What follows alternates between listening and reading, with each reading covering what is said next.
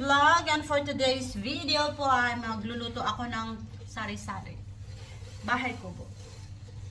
Nakaluto na po ako ng pansit, and my brother, he made a beef stew, something like that. Hindi ko po masabi kung ano talaga because it's not my recipe.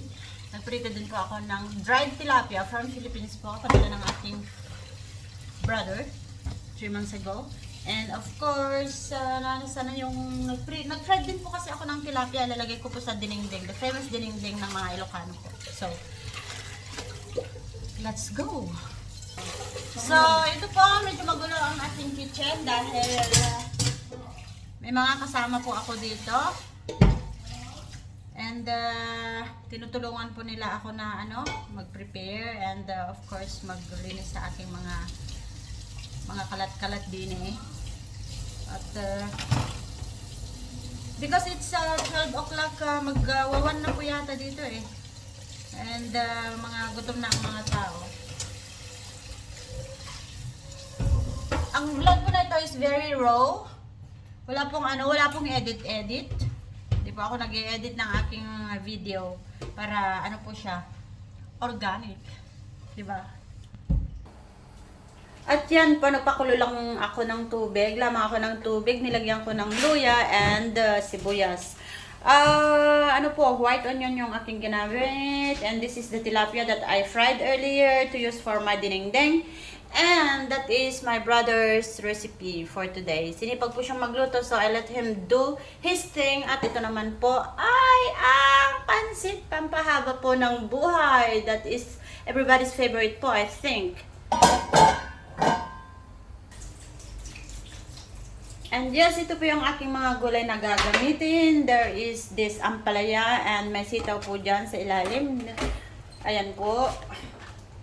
And I have here the dahon ng malunggay and of course, dahon ng ampalaya. It's very good health po very good po sa ating health. Pasensya na po kayo, nabubulol ako. It's been quite some time that I didn't make a video like this kasi po I don't really have time to do it. Lagi po akong busy sa work. And I'm sorry about the kutsilyo. I didn't mean to show you this, guys. Pero sana po hindi magalit sa akin si YouTube for showing that one accidentally po. And also, meron din po akong nilutong malagkit. Paborito ko po yan. Malagkit lang po yan and gata ng nyog. Yan. Actually, powdered po yung ginamit ko na coconut dahil mahirap po bumili dito ng fresh. Although meron nabibili, kaya lang kailangan mo pang sadyain dun sa sa store na nagtitinda kasi it's not all the stores here are selling yung yung ginadgad na buko po. And syempre, meron tayong rice because my brother, you have to eat rice all the time. Yan. Alam nyo guys, napapaisip lang ako. So, ito na po siya.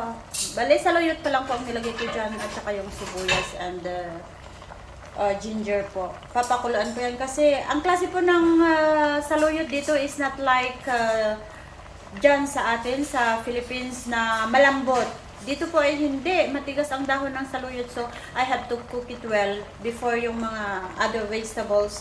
Mas madali nga pong maluto yung sitaw kaysa dyan sa dahon ng saluyot dito eh. Ewan ko ba kung anong klaseng variety meron sila din eh. And now, lalagyan ko po siya ng fish sauce or bagoong. Kasi dinengdeng po ito eh. Yan, ganyan lamang siya. And then, I will let it boil hanggang sa mamix po yung bagoong dyan sa tubig niya.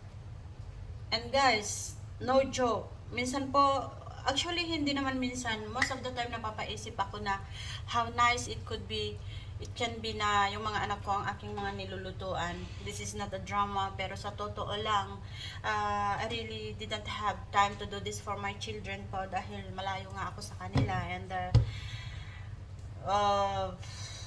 medyo nakakalungkot lang po isipin na may mga mother na iniiwan yung mga anak dahil kailangan niyang kumayod sa malayo sa ibang bansa and may mga mother din na they are just staying home to stay with their children dahil merong sabihin natin meron silang they are more fortunate than the others. Hindi ko naman sinasabi na unfortunate kami masyado pero I had to come overseas po to give my children a better life, better future. I can say that dahil ang buhay sa Pilipinas, alam naman po natin na hindi ganun kadali, especially kung wala ka pong permanent na trabaho. Although yung father nila, he is doing his best naman para hindi magutom yung aming mga anak. Kaya lang things happen, and may mga bagay na hindi natin inaasahang mangyari, pero okay lang yon. Still, masasabi ko na ang aking mga anak ay a little bit luckier siguro than the others, kasi meron silang parents na kahit malayo kami sa isa't isa, still we are doing our best naman to support our children. And alam ko na marami akong pagkukulang sa aking mga anak, but kailangan nating mag-sacrifice, and we have to pay the consequences, I must say that. And wala po akong magagawa, or wala naman akong sinisisi sa mga nangyayari sa buhay namin mag-iina. And I'm just happy na makikita ko naman yung mga aking anak na okay naman ang kanilang buhay kahit malayo ako sa kanila. So this is like a lesson for other parents out there na na hindi magkasama, na nagpalaki sa kanilang mga anak, kasi hindi natin maiiwasan na sometimes yung mga ating anak ay lumalayo yung kanilang kalooban sa atin, pero hindi po yun kasalanan ng ating mga anak na ganun ang kanilang mga feelings. So this is a cooking show na walang title, pero dinagdagan ko po ng konting drama, although it's a true to life po, and I know na hindi lang ako ang may story na ganito. Alam kong maraming makaka-relate dito. So, please watch, and sabay-sabay nating i-observe yung lesson na nandito. Although, this is very simple video and parang wala lang, pero sa totoo lang po ay kung papakinggan ninyo or i-analyze yung aking mga sinabi, ay maiintindihan nyo po ako na, hey, I think I know some other people naman na ganito ang story, baka masabi nyo po sa inyong kaisipan. So, let's go back to my cooking.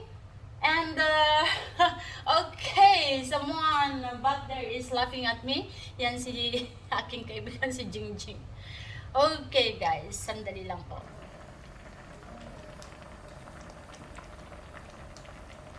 Okay, so now guys, ilalagay ko na yung gulay. There you go. Ilalagay ko na po yung gulay niya, and isasabay ko na rin po yung aking fried tilapia para magkalasa po. Yan. Napakasimpleng klaseng luto po ng ganito. Walang maraming etchevereche. Ang nakakatagal lang po dyan ay yung pag-fried ng isda po. So, here we go. Ganyan po ang itsura niya, and after few minutes lang po, I'm going to put in the dahon po ng malunggay and the ampalaya. At malapit na pong matapos. Okay guys, ito na nga po. Luto na yung ating dinding. Nilagay ko na po yung mga dahon-dahon. This one, it takes a minute lang naman po na maluto. Ayan, hindi masyadong kasi sa atin nga gusto natin yung yung half cook. So, iha-half cook lamang po. Ayan. Tapos na po yan. Okay guys, dito na lang po magtatapos ang aking video. Sana po ay panoorin ninyo. And, huwag po kalimutang mag-like, subscribe, click po ang notification bell para po ma-notify po kayo if I'm going to upload a new video. And sana po i-share na rin po ninyo. And, yes, comment down below po. So, hanggang sa muli po, and thank you everyone. Bye!